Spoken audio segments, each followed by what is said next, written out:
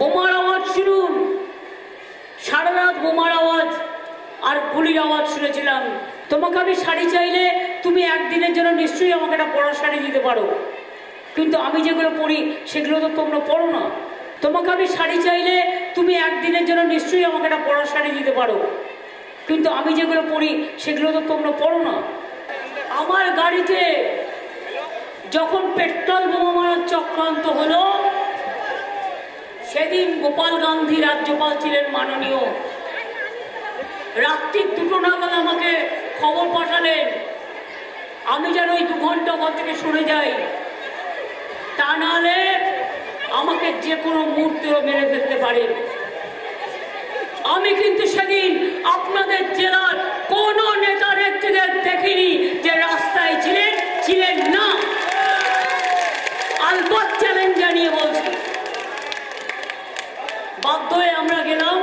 কোলাঘাট আমাদের বুক করা ছিল, কোলাঘাট কার্মেল পাওয়ারের যে গেস্ট হাউসটা আছে সেখানেও যাতে আমরা ঢুকতে না পারি বড় বাস রেখে দিয়েছিল।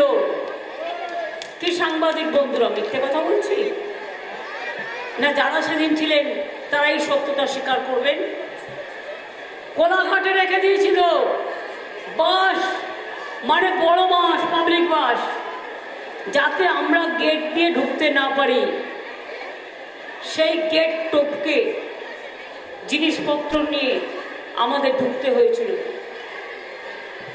পরের দিন সকালে 10টা নাগাদ আমি আনিসুরকে ডেকে পাঠাই। আনিসুর পাঁশকুড়ার ছেলে, যে এখন জেলে আছে এইখানকার গদ্দারটার জন্য। সেদিন যখন কেউ ছিল না, আনিসুরকে বললাম, আনিসুর, ওরা তো আমি যেখানেই যাচ্ছি আটকে দিচ্ছে, তারা তো এতগুলো মানুষ গুলি খেয়েছে, আমাকে তো তাহলে পৌঁছতে দেবে না। কি করে পৌঁছাই বলতো? আমি বললাম, তোর স্কুটার বা বাইক কিছু আছে? বললো, হ্যাঁ দিদি, আমার একটা বাইক আছে। আর কাউকে কিচ্ছু বলবি না, তুই বাইকটা চালাবি আর তোর পেছনে আমি বসবো, আর সিপিএম মেন রাস্তা হলেই আটকাবে, আমরা গ্রামের ভেতর দিয়ে তমলুক পর্যন্ত আসবো। আগে তমলুক হাসপাতালে অনেকে ভর্তি ছিল, সেই জন্য যখন তমলুকে এসে পৌঁছেছি তখন সিপিএম এর কাছে খবর গেছে, আরে এরা তো ঢুকে গেছে। তখন সেখানে বসে পড়েছে। যেই বসে পড়েছে, আমরা হাঁটতে হাঁটতে হসপিটালে গেছি। নিয়ে রাত্রে কোথায় থাকবো? তখন তো আর তমলুক এত ডেভেলপ ছিল না, মহিষাদল এত ডেভেলপ ছিল না, সেদিন তো কিছুই ছিল না। আমি চিত্ত মাইতিকে ধরলাম। চিত্ত মাইতি আর চিত্ত মাইতির বউ শিখা মাইতি আমার দীর্ঘদিনের পরিচিত। আমি চিত্তদাকে বললাম, চিত্তদা, একটা থাকার ব্যবস্থা করা যাবে একটা রাতের জন্য? চিত্তদা একটা গলির মধ্যে একটা ছোট্ট জায়গা দেখে আমাকে বললো, আজকের রাতটা আপনারা এখানে থেকে যান। কিন্তু থাকবো যে, আসার সময় তো দাঁত মাচানটাও নিয়ে আসতে পারিনি, ব্রাশটাও নিয়ে আসতে পারিনি। শিখা মাইতিকে ডেকে পাঠালাম রাত্রির বেলায়। বললাম, শোনো না শিখাদি, প্রবলেম হচ্ছে, আমি যে শাড়ি পরি সে শাড়ি তো আর পাওয়া যায় না সব জায়গায়। তোমাকে আমি শাড়ি চাইলে তুমি একদিনের জন্য নিশ্চয়ই আমাকে একটা পরা শাড়ি দিতে পারো, কিন্তু আমি যেগুলো পরি সেগুলো তো তোমরা পরো না। তুমি বরঞ্চ আমাকে মেয়েদের আর যার যা লাগে পরিধান করতে গেলে আমাকে 2টো দাও, আর বাদ বাকি শাড়ি আমি নিজেই কেচে নেবো, রাত্রে আমি শুকিয়ে নেবো, পরের দিন আমি নন্দীগ্রাম যাব। এভাবেও দিন গেছে। তারপরে যখন গেলাম, কারো পাত্তা ছিল না, কেউ বেরোয়নি, না পিতা না পুত্র, কেউ না। আমি যখন গেলাম নন্দীগ্রাম হাসপাতালে, সুফিয়ান হয়তো এখানে উপস্থিত নেই, কোথায় আছে? আমি কথাগুলো মিথ্যে বলছি না, সত্যি বলছি।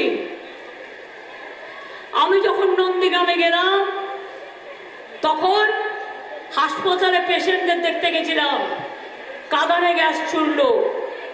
আর তার ঠিক 15 দিন আগে আমার গল ব্লাডার অপারেশন হয়েছিল, কারণ আমি সিঙ্গুরের কৃষি জমি আন্দোলন নিয়ে, নন্দীগ্রামের আন্দোলন নিয়ে আমি 26 দিন অনশন করেছিলাম। তাই তখন আমার দুটো জিনিস শরীর থেকে বাদ দিতে হয়েছিল। জাস্ট অপারেশন হয়েছে, তার মধ্যে আমি বেরিয়েছি, তার মধ্যে ওরা আমাকে ওখানে চালালো, টিয়ার গ্যাস চালালো। সেই অবস্থায় এরা আমাকে একটা অ্যাম্বুলেন্সে করে কলকাতায় নিয়ে এলো।